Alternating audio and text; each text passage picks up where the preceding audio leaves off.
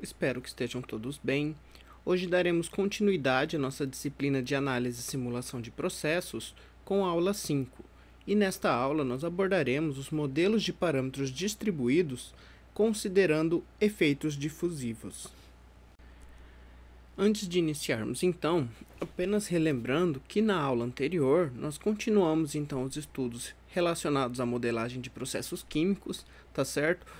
Relembrando um pouco os conceitos relacionados à transferência de calor e observando como os fenômenos de transferência de calor por convecção podem ser considerados, seja num sistema sem reação química ou no sistema com reação química, também, e até então com modelos de parâmetros concentrados, e iniciamos também os estudos de modelos de parâmetros distribuídos, tá? Observando então o escoamento ao longo de uma seção tubular para verificar que ao longo do comprimento nós podemos ter variação de concentração, variação de temperatura, ou seja, a variação das propriedades com a posição e não apenas com o tempo, como nós havíamos visto nos modelos iniciais de parâmetros concentrados, certo? E na aula de hoje nós continuaremos então trabalhando modelos de parâmetros distribuídos, porém, além dos efeitos convectivos, seja de transferência de massa pelo escoamento ou de transferência de calor pela temperatura em relação de um fluido com outro ou do fluido com uma superfície sólida, também iremos considerar os efeitos de difusão para transferência de massa e para transferência de energia, bem? E a partir daí então realizar alguns exemplos para perceber quais são os termos que nós temos que adicionar às equações de balanços de conservação, balanços de massa e energia, para que a gente consiga verificar o efeito de difusão e como ele pode também influenciar a variação de uma propriedade dada uma posição no sistema, ok? E realizaremos alguns exemplos também desses problemas considerando esses efeitos. Mas antes de tudo, vamos apenas relembrar brevemente como nós podemos considerar efeitos de transferência por difusão, tá? Seja transferência de massa, de energia ou de momento, tá? Então, vamos relembrar aqui brevemente só as equações principais e as leis que são necessárias para transferência por difusão, para que a gente possa aplicar e considerar essas variações nos problemas de parâmetros distribuídos. Primeiro, sobre a transferência difusiva de calor, tá certo? Então, lá da disciplina de transferência de calor, relembrando, nós temos a difusão, quando nós temos um gradiente de temperatura em uma superfície sólida, e a transferência de energia se dá do ponto de maior temperatura para o ponto de menor temperatura, tá certo? Vamos supor aqui uma superfície, então, cúbica, vamos dizer que inicialmente ela estivesse aí a 50 graus Celsius, e em um dado momento, as suas laterais são, então, colocadas em contato com outro material que permanece em temperaturas constantes de, na extremidade esquerda, 70 graus Celsius e na extremidade direita, 30 graus Celsius. A partir desse momento, então, haverá um fluxo de energia do ponto de maior temperatura, ou seja, que da esquerda para a direita, de forma, então, a se estabelecer um perfil de temperatura constante ao longo do tempo, que vai, então, ser representado por uma temperatura distinta em cada ponto dessa superfície, tá certo? Então, por exemplo, aqui inicialmente, né, vamos dizer aqui que num tempo inicial igual ao tempo logo após t igual a zero, a temperatura no lado esquerdo, no comprimento zero, vai ser de 70 graus Celsius, tá? Adotando o sentido aqui da esquerda para a direita, como o mesmo sentido do fluxo. E na extremidade à direita, considerando o final dela aqui em comprimento de 1 metro, na temperatura da parede à direita. E o gradiente de temperatura, então, irá variar no início de forma ainda não linear, mas buscando estabelecer um perfil de temperatura enquanto ele está no regime transiente, e à medida que o tempo vai passando, essa curvatura do perfil ela vai reduzindo, e conforme o tempo tende a infinito, então um perfil linear de um ponto, de uma extremidade até outra, se forma, mostrando que essa temperatura varia linearmente da esquerda a uma temperatura maior, para a direita a uma temperatura menor, aqui nesse caso, tá certo? Então vejam que a difusão, ela também tem um efeito que dependendo do material, dependendo da circunstância, é significativo e pode ser considerado, pois ele mostra que em vários pontos da superfície sólida a temperatura tem diferentes valores e então, claramente, outros efeitos de transferência de energia podem então estar relacionados ou serem influenciados pela difusão em si. Bem, para a transferência difusiva de calor, então nós usamos aqui uma expressão onde a nossa taxa de transferência de calor em uma dada direção é diretamente proporcional aqui a um fator do material, que nós chamamos de parâmetro constante K, de condutividade térmica do material, e também diretamente proporcional ao gradiente de temperatura nessa direção. Quanto maior a diferença de temperatura, maior vai ser aí então a taxa de transferência de calor nesse sentido, ok? E essa expressão nós conhecemos então como a lei de Fourier para transferência de energia, tá certo? E aqui o sinal apenas para a gente prestar atenção no sentido do fluxo, tá certo? Então, como nós podemos ter aqui uma temperatura maior em relação a uma temperatura menor de um lado ou de outro em uma dada direção X, a gente precisa então tomar cuidado com o sentido que, por convenção, a lei de Fourier ele é colocado com o sinal negativo, onde a gente percebeu ali que da esquerda para a direita, aquele perfil linear possui uma inclinação negativa, tá certo? Então, por conta disso aqui o sinal na expressão da taxa de transferência difusiva de calor. Bem, o mesmo se repete quando nós avaliamos a diferença de concentração em um dado sistema que pode se dar por transferência difusiva de massa, tá certo? Então, por exemplo, vamos supor aqui que em uma superfície, aqui também de um dado fluido, um dado material, nós temos em um ponto ao fundo uma concentração igual a zero e de repente na superfície nós temos o fluxo de um determinado componente com uma dada concentração. Com o passar do tempo, o material tende então a permitir a difusão desse componente, desse composto, dentro do seu material, da sua superfície, graças aí à difusividade de um material em outro, de um material em um fluido, de um fluido em outro fluido e assim por diante, em qualquer situação na qual haja diferença de concentração, tá certo? Se a gente avaliar o perfil, porém aqui agora em relação à altura e não a mais a um dado comprimento, mas que daí nós podemos adotar a convenção e colocarmos então a direção como nós preferirmos, e no caso aqui então também coloquei x para x representar a altura, já que a variação da concentração se dá nessa direção. No instante inicial nós temos um perfil que vai buscar se estabelecer, tá certo? Em regime transiente, tá? Onde inicialmente as concentrações serão maiores, próximas mesmo à superfície e menores, próximas ao fundo desse volume de controle, e com o passar do tempo, então, essa concentração, então, ela vai se tornando aí um gradiente linear, que quando t tende a infinito, então nós também estabelecemos um perfil de concentração linear em relação à altura, tá certo? Então vejam que o efeito difusivo mássico ele é bem similar e análogo ao efeito difusivo térmico.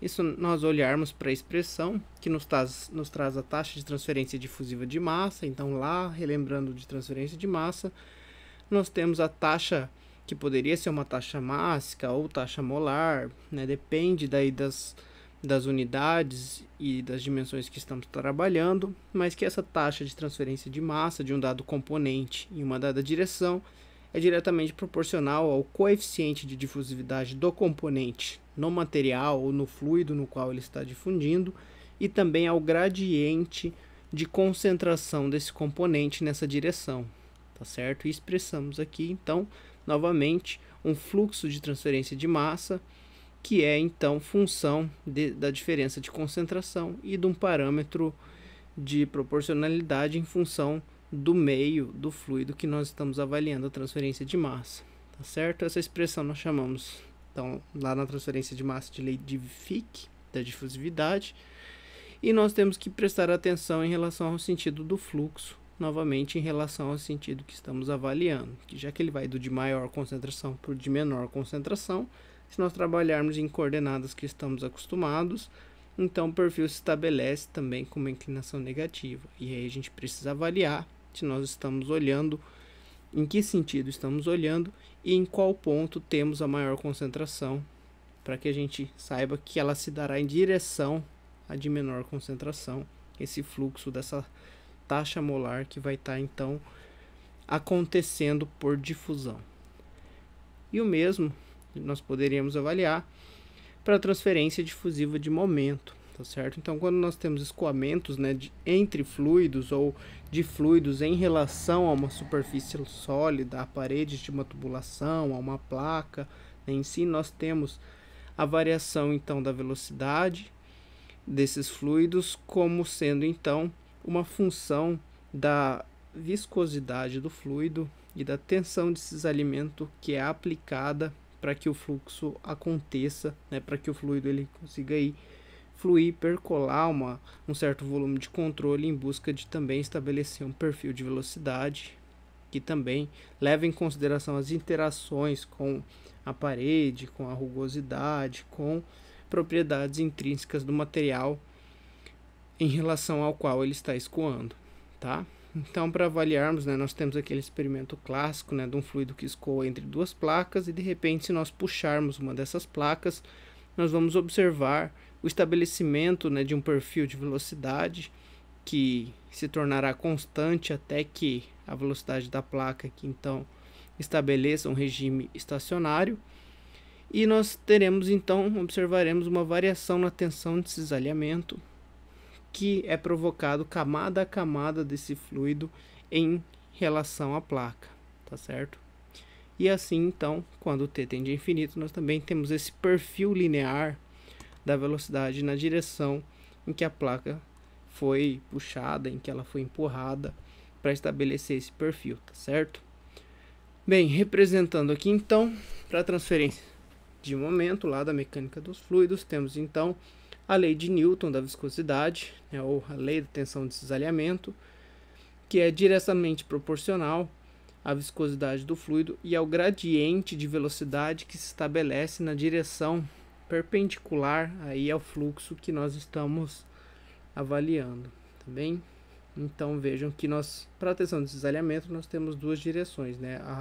A direção da tensão que se estabelece perpendicular à direção da velocidade na qual nós estamos avaliando essa variação da tensão de cisalhamento no sistema, ok? Então, só para a gente relembrar lá das disciplinas de fenômenos de transporte, tá certo? Mecânica dos fluidos, transferência de massa, transferência de calor, que essas expressões elas serão úteis para nós construirmos os modelos que nós precisamos aqui em sistemas de parâmetros distribuídos, nos quais os efeitos difusivos são consideráveis, né? Eles são representativos. E novamente aqui, para a tensão de cisalhamento, também a tensão ao sentido do fluxo. Por conta disso, sinal negativo também, para que a gente verifique que em relação a qual ponto da coordenada nós estamos estabelecendo o perfil de velocidade, ok? Bem, aqui apenas então de forma resumida, tá? Para a gente relembrar, essas expressões são muito importantes quando efeitos difusivos são considerados e são significativos na avaliação de processos químicos, tá certo? E nós temos aqui uma analogia entre essas três expressões, tá certo? Que são a lei de Fourier, a lei de Fick e a lei de Newton da viscosidade.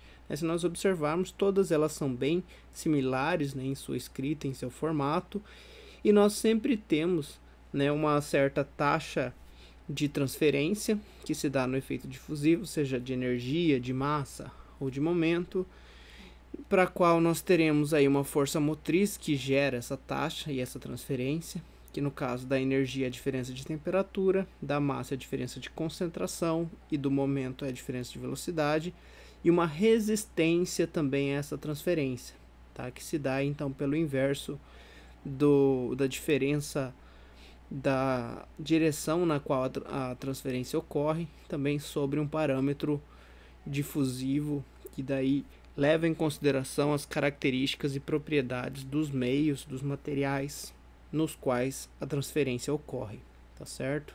Que para o calor nós teremos o coeficiente de difusividade térmica, para a massa o coeficiente de difusão mássica de um componente no outro, e para tensão de cisalhamento a viscosidade, ok? Certo, vejamos agora então alguns exemplos de como podemos considerar os efeitos difusivos, seja na transferência de massa ou seja na transferência de energia, tá certo? E então trabalharemos com problemas e situações similares a que vimos nas últimas aulas para incorporar a variação de uma dada propriedade em relação ao efeito difusivo, tá? Considerando também o que nós já considerávamos sempre que possível, que eram os efeitos convectivos. Imagine uma barra de metal cilíndrica com comprimento L de 1 metro e raio igual a 0,03 metros, inicialmente a 50 graus Celsius. Em algum momento, as duas extremidades da barra são fixadas entre paredes que estão a 70 graus Celsius e 30 graus Celsius. Suponha que a temperatura das paredes não varie com o tempo, tá certo? Então, na parede, a temperatura é constante, tá? Na barra, não. Na barra, inicialmente, ela está a 50 graus e, à medida em que ela é colocada em contato, então, gera-se um gradiente de temperatura e a transferência de calor por difusão inicia, ok? Imagine que esta barra é isolada para que não haja transferência de calor por convecção entre a barra e o ambiente, tá? Então, vamos considerar aí um sistema adiabático, a barra que ela não perde energia para o ambiente, como nós vimos que os tanques, reatores, tubulações dos problemas das aulas anteriores poderiam estar sujeitos. Determine um modelo capaz de fornecer quanto tempo leva para a temperatura da barra alcançar um estado estacionário e quais serão os perfis internos da temperatura até então. Bom, vejamos aqui, então temos uma representação, tá, da barra e do sistema para o qual nós construiremos um modelo que nos permite então avaliar o perfil de temperatura ao longo da posição da barra, tá? E também em relação ao tempo, visto que inicialmente ela está a uma temperatura diferente da que ela vai atingir depois de um certo intervalo de tempo, ok? Então é um sistema de parâmetros distribuídos. Com o passar do tempo, cada posição na barra vai ter uma temperatura, tá? Porque se inicialmente ela está a 50 e as extremidades das barras em relação às quais ela foi colocada em contato estão acima e abaixo, quer dizer que a lateral onde a temperatura é maior vai fornecer energia para a barra e a lateral onde a temperatura é menor vai receber energia da barra, ok?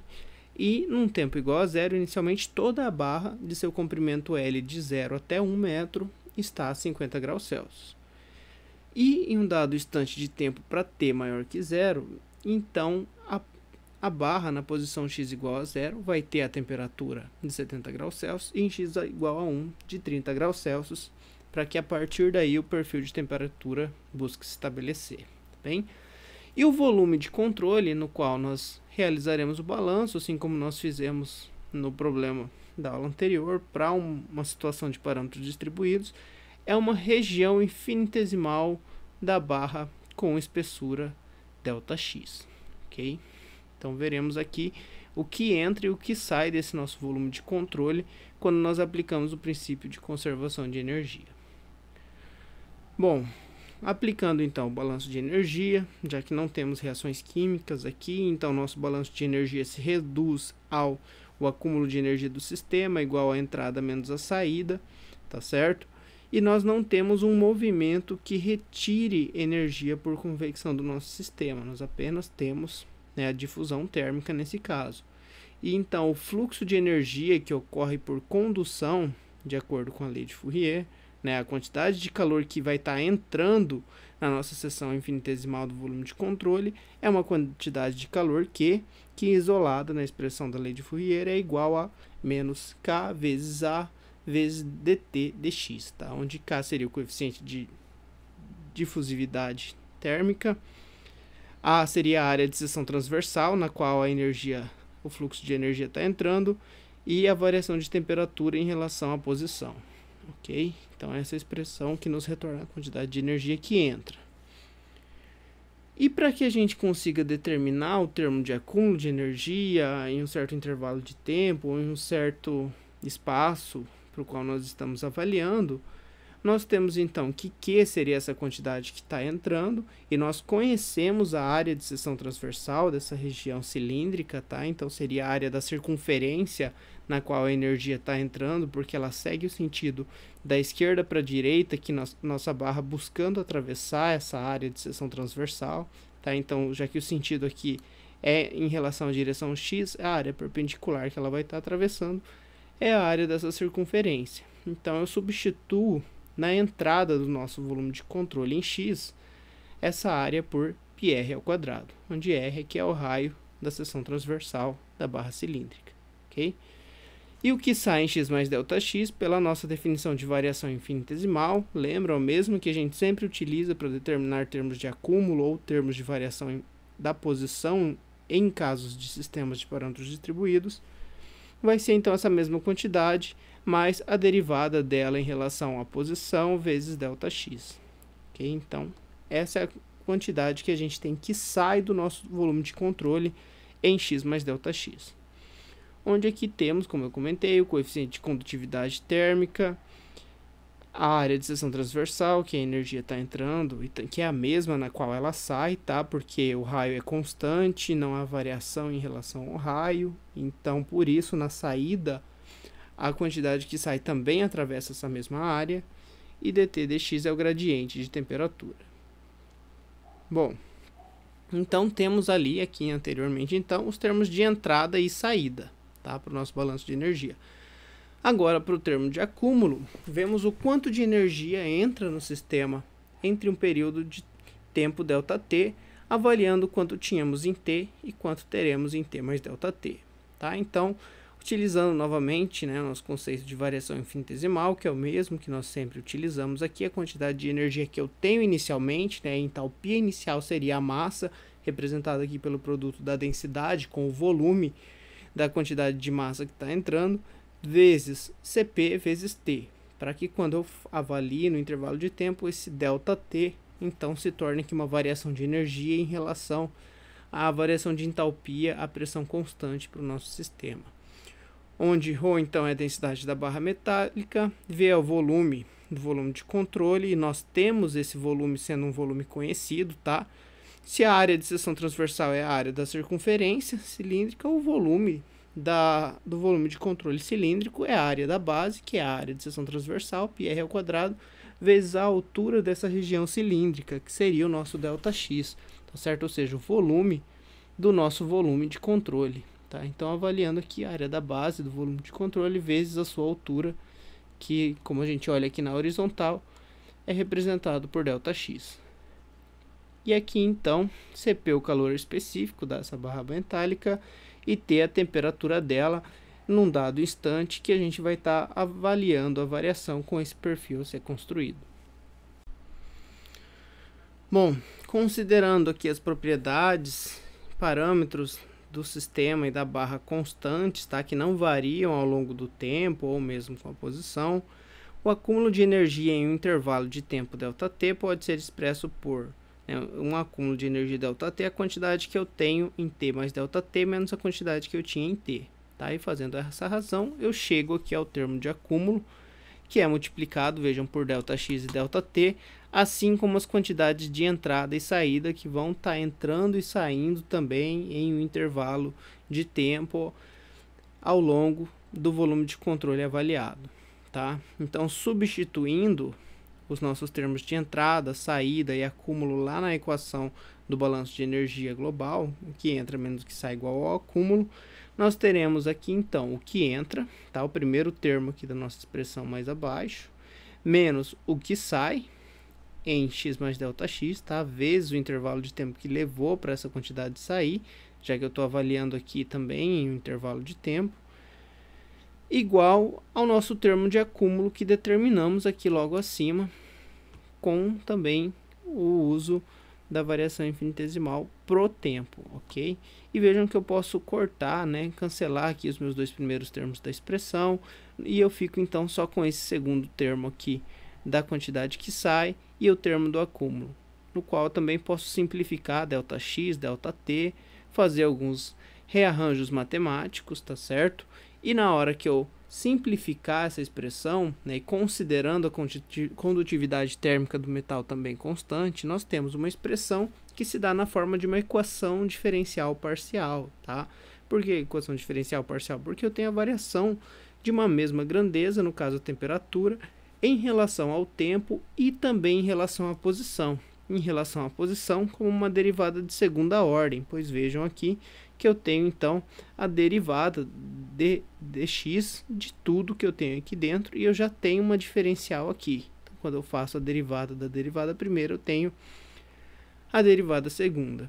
E como eu observo daí então que eu tenho a variação em relação a outras duas variáveis, no caso ao tempo e a posição x, eu tenho que converter, transformar essas diferenciais ordinárias em diferenciais parciais, tá bem? E aí a minha expressão se simplifica e eu tenho então aqui a equação diferencial parcial que permite eu avaliar o perfil de temperatura tanto em relação à posição quanto em relação ao tempo. E para que eu possa resolver essa expressão, independente do método, preferencialmente o método numérico adequado para essa forma de expressão diferencial, eu tenho que utilizar as condições de contorno que nós conhecíamos. Aqui para t igual a zero, temperatura igual a 50 graus Celsius em toda a barra, e em x igual a zero, a partir de t maior ou igual a zero, eu tenho a temperatura de 70 graus Celsius e tenho a temperatura de 30 graus Celsius nas extremidades da barra, tá? Em x igual a zero e x igual a 1, respectivamente. E lembrando que, por enquanto, a nossa preocupação aqui simplesmente é modelagem, tá certo? Obter a equação que nos representa o perfil. Ainda não vamos resolver, nas próximas aulas começaremos também a relembrar alguns métodos para resolver as expressões de modelo, para dar início, então, à parte de simulação, a verificar a importância de um método numérico e um método de resolução de equações diferenciais, sejam ordinárias, parciais, sistemas de equações algébricos de forma conjunta, dos modelos, para que nós possamos obter as respostas e, por meio desse processo, estar realizando uma simulação, tá bem? Então, essa é a nossa expressão, por exemplo 1. Vamos praticar mais um pouquinho e fazer mais dois exemplos aqui, então, para novamente verificar como encaixar o termo de difusão mássica ou difusão térmica na equação de balanço de um sistema que estamos avaliando. Em seguida, no exemplo 2, veremos a modelagem de um reator tubular com variação axial de temperatura e concentração, ok? Então, aqui já é um sistema com reação química e considerando também as variações que nós já conhecemos anteriormente de convecção, beleza? Então, vamos interpretar e compreender o problema inicialmente. Considere um reator tubular, como mostrado a seguir, no qual uma reação irreversível e exotérmica de A formando B ocorre. Este reator com raio R e comprimento L possui uma camisa a temperatura constante TJ, graus Celsius, necessária para controlar a temperatura do reator. Ou seja, há transferência de energia por convecção do reator com esse sistema de encamisamento para manter a temperatura constante, apesar da variação de entalpia da reação provocar um aumento ou uma redução de energia no sistema. Nesse caso aqui, um aumento por conta de ser uma reação exotérmica. O reagente A é alimentado no reator a uma vazão Q metros cúbicos por hora, concentração Ca de entrada e temperatura de entrada em graus Celsius. As concentrações de A e B e a temperatura do fluido que sai do reator são concentração de A de saída, concentração de B de saída e temperatura de saída TF, respectivamente. Ok? Então, já representando aqui que possivelmente A sai sem reagir totalmente. O engenheiro químico precisa construir outro reator tubular para produzir B em uma planta diferente. Para economizar dinheiro, o engenheiro quer saber se um reator mais curto pode ser usado para produzir a mesma quantidade de B, pois suspeita-se que a maior parte de A seja consumida bem antes do final do reator. Desenvolva um modelo matemático para simular esse reator a fim de verificar a viabilidade de construção de um tubo mais curto. Suponha que o sistema opere em estado estacionário e que não haja perfis radiais ou angulares da concentração e temperatura no interior do reator. tá? Então ainda só variação em relação ao comprimento, a direção X no sentido do reator tubular, no caso aqui, que representaria um PFR. Aqui temos a representação, então, do reator que estaremos avaliando, as suas condições na entrada, a vazão Q, a concentração de A na entrada sem a presença, né, do produto B, apenas do reagente A, e a temperatura de entrada. O reator possui um comprimento L, um raio R, tá, no formato cilíndrico, e temos um sistema de encamisamento com uma temperatura do fluido que passa dentro desse sistema para manter a temperatura do reator constante, igual a TJ graus Celsius. E temos as condições de saída, vazão de saída igual da entrada, tá? Porque o que entra é igual ao que sai, considerando aqui então também um fluido incompressível, tá certo? Na mesma vazão, no caso aqui de vazão mássica e consequentemente se a densidade for constante, de vazão volumétrica, e as concentrações de A e B de saída e temperatura de saída CAF, CBF e TF, respectivamente.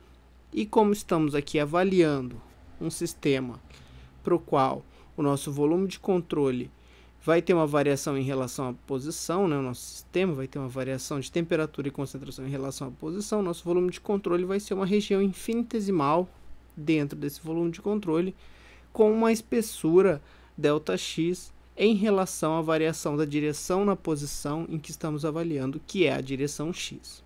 Tá bem? Então, esse formato cilíndrico infinitesimal que temos aqui, de espessura ΔX, é o volume de controle para o qual faremos os balanços de massa e de energia. Bem, então vamos lá. Considerando o sistema em estado estacionário, não teremos acúmulo, né, seja para massa ou para energia. Tá? E como temos aqui dois componentes, A e B, faremos o balanço de massa, considerando o balanço molar, para o reagente A e um para o reagente B, para o produto B, né, na verdade. E também o balanço de energia para o reator. Tá? Então, com os termos de entrada e saída nesse volume de controle que definimos, e também os termos de geração e consumo de acordo com o comportamento dos compostos A e B. No caso de A, consumo, pois ele é reagente, e produto, geração, pois ele é produto. E para a energia, né, vai depender então também aí da característica da reação, sendo uma reação exotérmica, então geração de energia, que será equivalente à energia que será absorvida pelo sistema de encamisamento para manter a temperatura constante, tá certo? Aqui, as quantidades de entrada e de saída na forma de uma tabela, eu já coloquei aqui direto para a gente representar tudo que está entrando e tudo que está saindo em relação à posição, tá? Nós podemos observar que em relação à convecção pelo movimento do fluido, né, a transferência de massa da quantidade de ar que entra no nosso volume de controle seria a sua vazão volumétrica vezes a sua concentração, tá? Dado em mols por metro cúbico. E assim a gente converte para a vazão molar de entrada de A e de B, mesmo B no início sendo zero, mas já que a gente está avaliando um volume de controle qualquer no meio do reator, tá certo? Naquele instante a gente vai ter uma quantidade de B já formada, tá? E se for no instante, na posição zero, naquele momento CB igual a zero, mas em qualquer posição à frente seria a concentração de B naquela posição.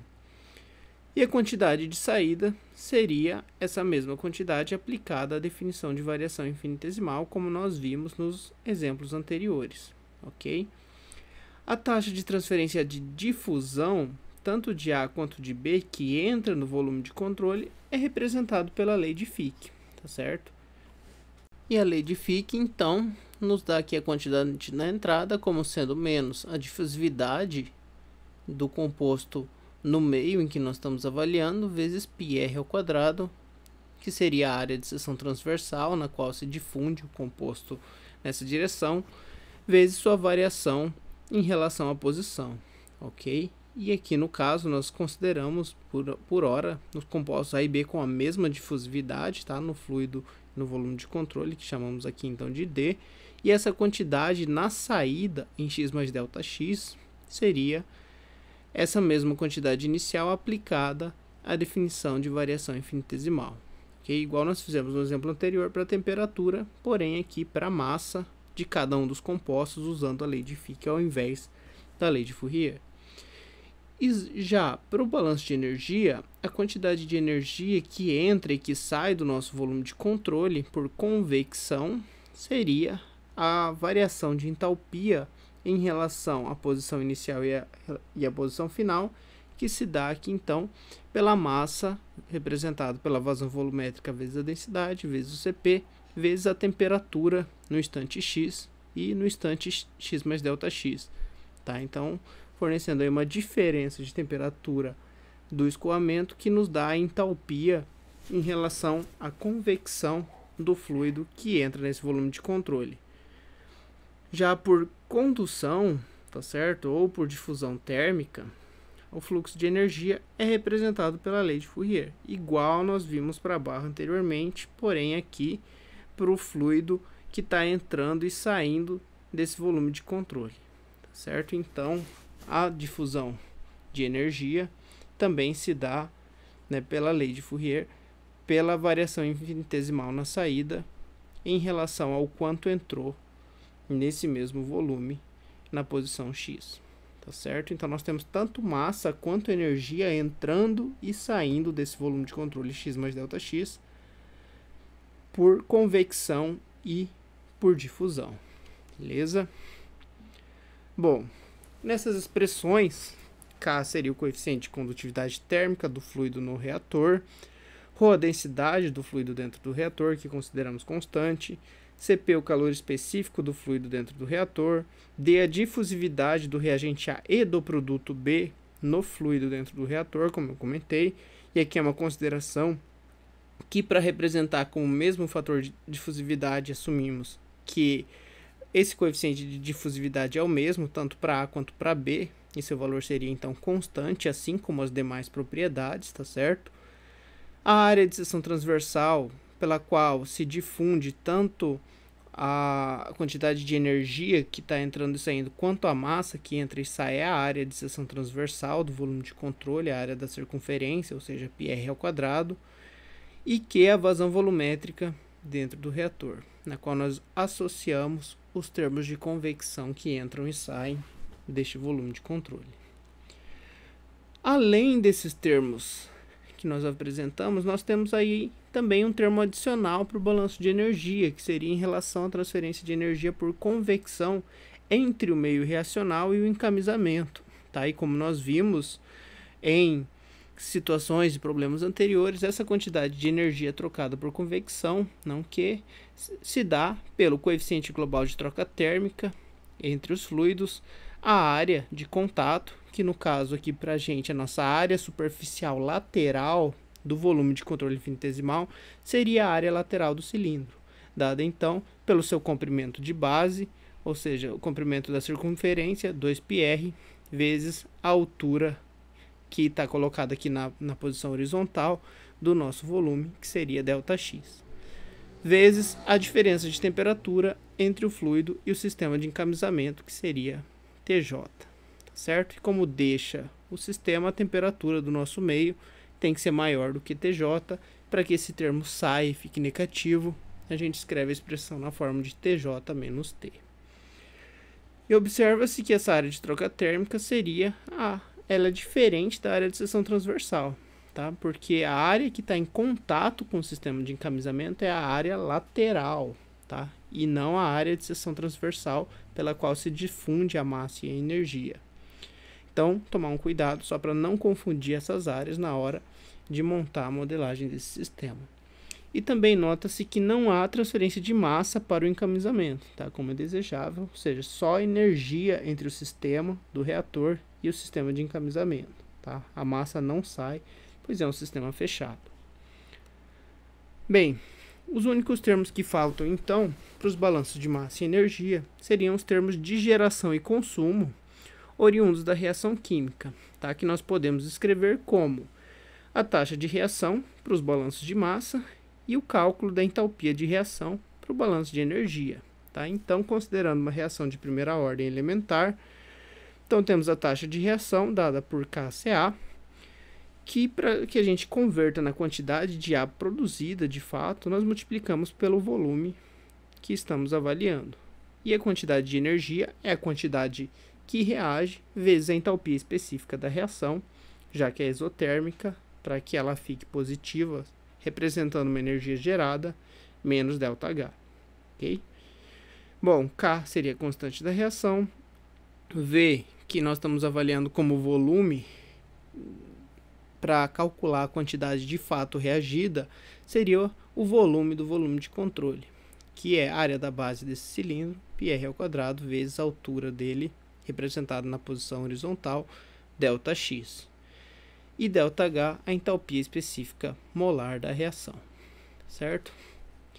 Bem, considerando todos esses termos, e já que a reação é 1:1, a quantidade gerada de B seria equivalente a menos a quantidade consumida de A, tá certo?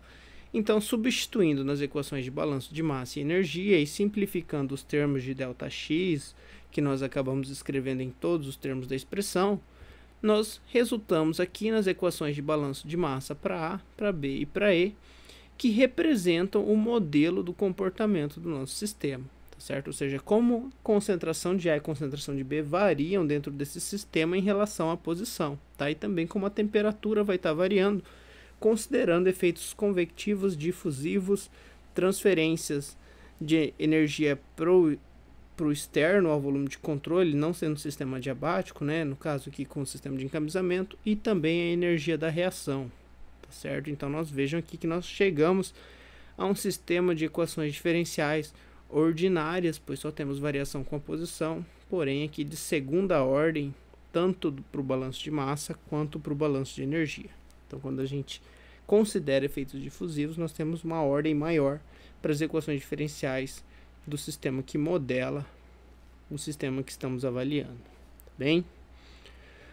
Bom, com as condições de contorno que nós temos e conhecemos para o problema, na posição inicial, na posição final que o problema apresentou e como se deve comportar os gradientes e as temperaturas à medida que a posição tenderia a ir a infinito, nós conseguiríamos então resolver esse sistema de equações diferenciais para avaliar o perfil e o comportamento da variação das concentrações e da temperatura com as posições do reator. Bom? E para que a gente possa então verificar esses comportamentos, discutir, definir lá o comprimento ideal que nós queremos avaliar para ver se é possível usar um reator menor ou não, agora a gente vai trabalhar um terceiro exemplo, adicionando uma complexidade a mais esse sistema, tá certo? Que seria considerar que o reator tubular possui variação radial e axial tanto de temperatura quanto de concentração. Bom, reconsideremos então o reator apresentado no exemplo anterior, mas agora vamos supor que o reator também exiba perfis radiais da concentração e da temperatura. O reator tubular, onde a reação A formando B ocorre, possui uma camisa que está a uma temperatura constante TJ graus Celsius, assim como no problema anterior, e todas as condições e propriedades operacionais são iguais às do exemplo anterior. Desenvolva os modelos para os perfis axial e radial da temperatura e concentração deste reator. Bom, então vamos dar uma olhada aqui e verificar o que vai mudar em relação ao problema anterior. Aqui a gente vai ter um perfil ao longo da direção do raio, tá? E não somente na direção do comprimento do reator. E o que vai mudar então vai ser o nosso volume de controle. Lembra? Porque o volume de controle ele tem que representar de forma perpendicular a espessura em relação à qual nós estamos avaliando o comportamento. Antes, como era só em relação a x, em relação à espessura ΔX.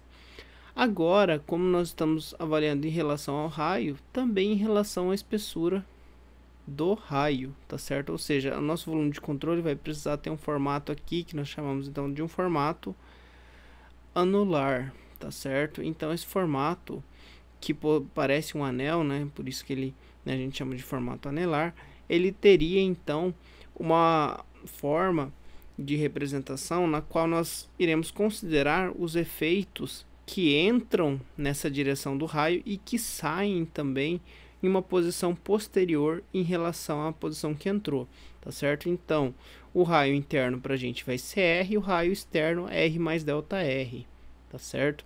E também Como o fluido escoa só no sentido do comprimento, o que a gente vai ter em relação ao raio será o efeito difusivo, tá certo? Além do efeito que a gente já tem na direção do comprimento, tá certo? Os balanços materiais, considerando o regime contínuo, são os mesmos, tá certo? Então não muda nada aqui no balanço de massa para o componente A, para o componente B e para o balanço de energia, tá? Sendo da mesma forma A consumido, B gerado e energia gerada pela entalpia da reação, que é isotérmica. O que vai mudar vai ser o balanço posteriormente na direção radial, tá certo?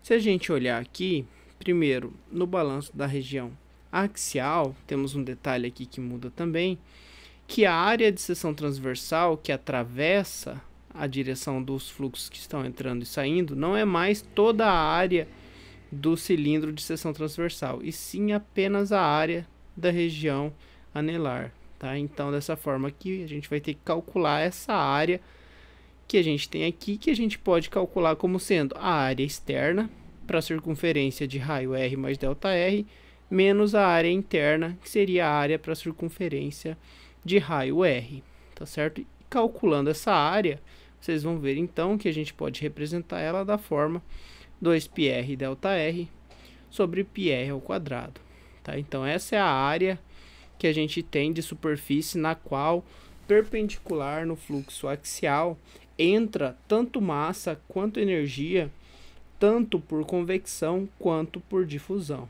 certo? E nós utilizamos novamente a lei de Fick, a lei de Fourier, tá certo? E calculamos as quantidades que entram e saem, utilizando essa área de seção transversal para calcular os termos de entrada em x, e aplicamos o conceito de variação infinitesimal para determinar sua quantidade em x mais ΔX, beleza? Então a única coisa que muda na direção axial é essa área de seção transversal na qual está entrando massa e energia. Bom, já na direção radial, que nós não fizemos ainda, tá certo? Então nós teremos aqui o fluxo que se dá na direção radial, que se dá apenas por difusão, tá certo? Então A e B, eles variam ao longo do raio por difusão e não por convecção. Por quê? Porque a gente não tem movimento de fluido em direção do raio. O movimento está indo só na direção axial do reator, tá certo? A gente não tem nada, nenhuma força que empurre para as laterais o fluido para que ele possa ter algum tipo de convecção ao longo do raio. O que acontece é apenas a difusão por conta da gente ter a quantidade de massa que vai então se difundindo à medida que a reação vai acontecendo dentro desse reator, e a energia da mesma forma. Então utilizamos apenas a lei de Fourier para o cálculo da variação de energia por condução na direção do raio, e a lei de Fick para a difusão de A e B ao longo do raio também. Então nós calculamos com essas leis as quantidades que entram em R e as quantidades que saem em R mais ΔR, tá? Com a variação infinitesimal. O que muda novamente aqui é a área, tá? Na direção R, a nossa área de seção transversal não é essa área aqui da frente que a gente vê o fluido escoando e entrando na direção axial. Seria a área lateral aqui da região anelar, tá certo? Na qual nós teríamos aqui na entrada sendo essa área lateral da circunferência menor e saindo em R mais ΔR, essa área lateral da circunferência de raio R mais ΔR, tá? Então, simplesmente é isso que muda também quando a gente faz esse cálculo na direção radial. Os termos de geração e consumo para a reação são os mesmos, tá certo? Sendo uma reação de primeira ordem, elementar, a taxa de reação vezes o volume, que seria o volume dessa área de região anelar, tá certo? Que nós podemos calcular como sendo 2πr ΔR ΔX, e a energia da reação também sendo aqui então kCAV, a quantidade gerada, vezes a entalpia específica molar. Bom, Substituindo em todas as equações de balanço do componente A, do componente B, somando todos os termos de entrada, todos os termos de saída, fazendo os rearranjos matemáticos e simplificando os termos que nós temos em comum, nós chegaremos nessas expressões de balanço de massa para o componente A, para o componente B e para o balanço de energia. Então vejam que nós temos variação de concentração em relação à posição, tá? E essa posição seria a posição axial na direção x e a posição radial em relação ao raio, tá? Então vejam que o mesmo acontece para a energia, tá? Onde nós temos variação de temperatura ao longo do comprimento e também ao longo do raio do volume de controle que nós avaliamos, tá certo? Ou seja, para o reator como um todo, quando a gente resolve as nossas equações diferenciais, tá? Então, equações diferenciais parciais, porque temos variação com relação a mais de uma posição, e de ordem maior que 1, no caso aqui de segunda ordem, para variação da posição por conta da lei de Fick. Da lei de Fick e da lei de Fourier, tá? Dos efeitos difusivos como um todo. Bom, com as condições de contorno todas que nós conhecemos, novamente aqui das concentrações, das temperaturas, tanto na posição x igual a 0, quanto na posição x igual a L, ou R igual a 0, ou R igual a Rzão, tá certo? Que nós teremos então nas extremidades e não teremos mais variação, com exceção da temperatura, que terá uma variação de energia equivalente à variação de energia que é trocado com o sistema de encamisamento, que é justamente a posição em que se encontra em contato em R igual a Rzão, tá certo? Nós temos condição de resolver essas equações diferenciais parciais com métodos numéricos adequados. E ainda, né, e se houvesse acúmulo no sistema? Outra possibilidade que a gente poderia trabalhar seria incluir o termo da variação do que nós temos no instante t e do que nós temos em um instante t mais ΔT. Tá? E o que nós temos nesse instante é a quantidade que a gente tem no nosso volume de controle, expresso então como o volume de controle vezes a concentração ou a energia naquele instante de tempo inicial e com o conceito de variação infinitesimal no instante posterior. Fazendo a diferença disso, temos os termos de acúmulo, caso o sistema ainda fosse considerado não estacionário, e sim um regime dinâmico, tá bom? E nesse caso, teríamos ainda mais um termo, que seriam os termos aqui de variação da concentração de A e de B com o tempo e também da temperatura ao longo do tempo até que o regime estacionário se estabelecesse. Mas todo o restante, toda a parte matemática inicial, de entrada, saída, efeitos difusivos, reações, seria exatamente a mesma. Apenas incluiríamos o termo de acúmulo e faríamos aí as simplificações adequadas e necessárias com a inclusão desses termos. Tá bem? Bom, e essas condições de contornos adicionais também são necessárias das concentrações no instante t igual a 0, para que a gente possa resolver essas expressões que ganharam aí mais um termo diferencial. Tá? Ou seja, concentração igual a concentração inicial, temperatura igual a temperatura inicial no instante de t igual a 0. Bem, pessoal, então o conteúdo da nossa aula hoje era esse. Então, mostrar como os efeitos difusivos podem ser considerados em um sistema quando queremos realizar a modelagem com as leis de fenômenos de transporte relacionadas a efeitos difusivos, ok? E também para vocês verificarem a variação da posição em relação a mais de uma posição, no caso ali a gente fez em relação ao raio, tá? Então vou deixar como atividade da aula que vocês construam os modelos que foram exemplificados na aula, indicando, descrevendo cada um dos termos, né, estudando, compreendendo o que eles significam, por que eles foram escritos daquela forma, fazendo as manipulações matemáticas necessárias e as simplificações, até chegar nos sistemas de equações indicados ao final de cada exemplo. Beleza? Qualquer dúvida, qualquer coisa, vocês podem me procurar no P-Aluno, enviar no grupo do Telegram e a gente vai conversando. Tá bom? Aqui as principais referências da nossa aula de hoje, pessoal. Por hoje é isso. Obrigado pela atenção de vocês e até a próxima aula.